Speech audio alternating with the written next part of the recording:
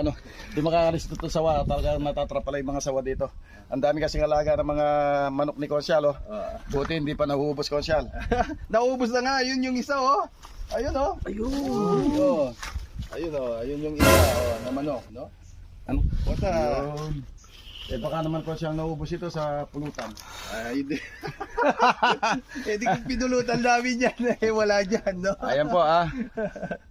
Malapit na. Malapit na. Malapit na oh, si Konsyal. Okay, subukan na natin kunin itong sawa. Pero, Diyos ko.